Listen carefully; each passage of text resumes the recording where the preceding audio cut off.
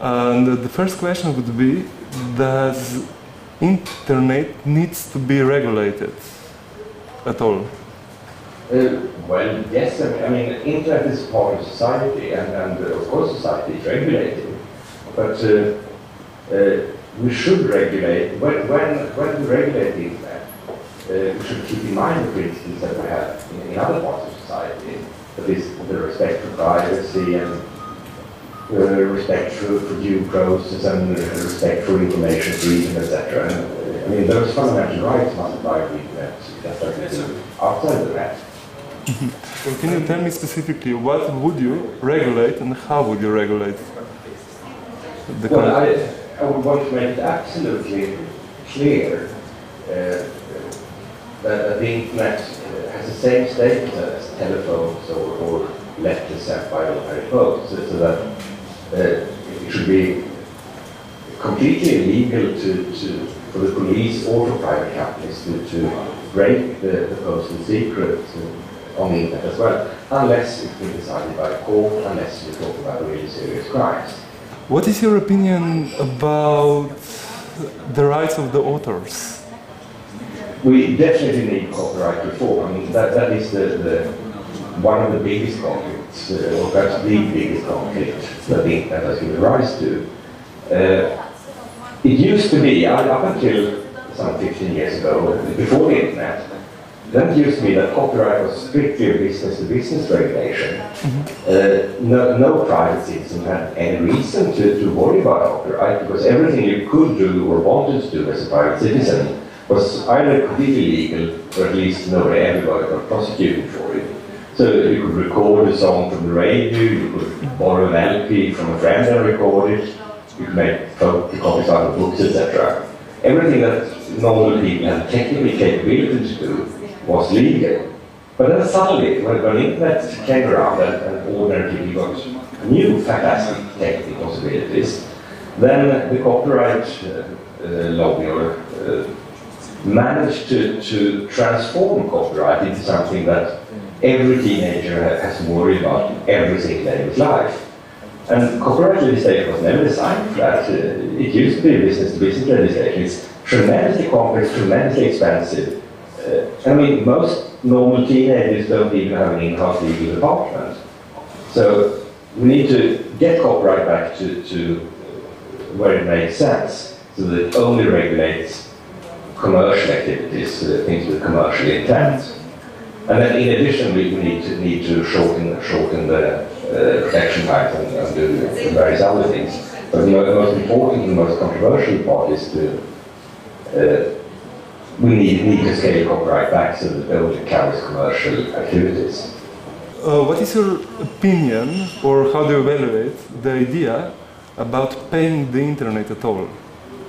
I mean, everybody pays for the internet access, and that's perfectly normal. That's the way it should be. But the internet is, access to the internet is a fundamental right, in the sense, it's a negative fundamental right. Mm-hmm. It says in the European Convention of Human Rights, in Article 10, that everybody has the right to receive and impart information without interference by authorities and regardless of frontiers. Mm-hmm. Unfortunately, that is not being respected on the internet, and I think that's because politicians don't see the internet as part of society, which they should.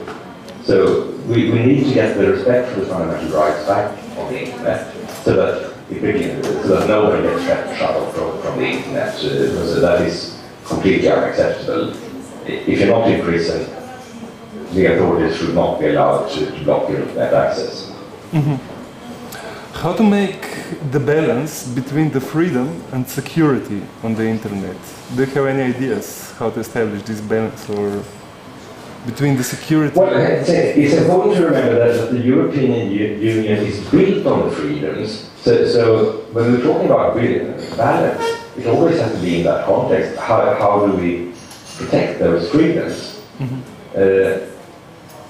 So there should be a free flow of information.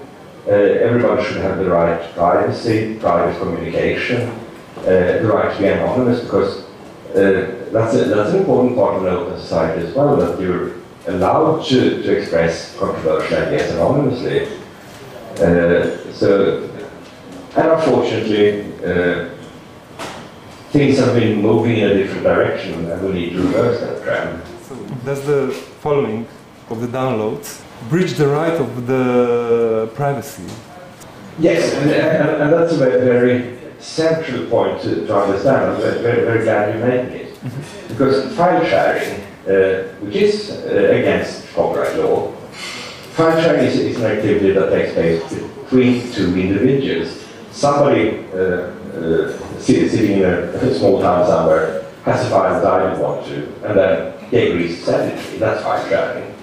The only way you can even try to stop or limit file sharing is to inspect everything that ordinary people send between themselves. And that's not acceptable. Again, going back to the European Convention of Human Rights, Article 8 says that everybody has the right to private correspondence. And that, of course, must apply to electronic correspondence as well. So, I mean, that is the core conflict. That we see very bad things happening, an erosion of our fundamental rights, simply because a few industries happen to be very good friends with the politicians, and they want to uphold the business model that's no longer relevant. If you look at there is research being carried out on this, academic research. If you look at revenues for the cultural sector for the last 10 years, and I mean, it was in 1999 that Napster came, so that's a good start year.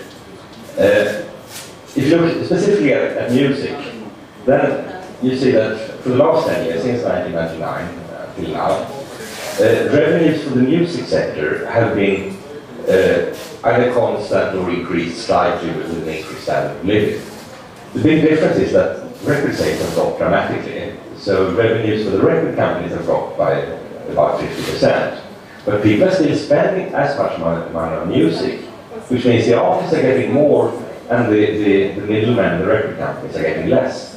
So even from an economic point of view, file sharing is absolutely great for the artists in the music sector. If you look at other sectors, films, games, etc., then you see sales for the last 10 years have increased quite a lot. So the cultural sector is doing absolutely fine. It's only a few middlemen that no longer serve a purpose that are complaining. And they're holding all of us, all of our future hostage, because they are unable to adapt their business model, and that's not acceptable. Do the authors who are against piratism on the internet, do they understand the future of the internet, or don't they understand? The authors? No, I mean you're right. It is a fact that a lot of people in the cultural sector are very afraid of the new things that are happening. And I mean, in a way, that's understandable, because the internet is the biggest thing that has happened to humanity since the printing press. So I mean, things used to be one way, now they're changing quite dramatically. So it's natural that people are afraid of it, but we mustn't let this fear damage our society. So I would hope that people in the cultural sector, I mean, they have everything to gain from the new technology, and even if they don't, I mean, it is the new reality. So the only way to stay in business is to adapt to reality, and internet is part of that. And it has fantastic new opportunities, both from a cultural point of view and also financially for the small players, because the playing field is getting a bit more level now that everybody can do distribution and not just for big record companies.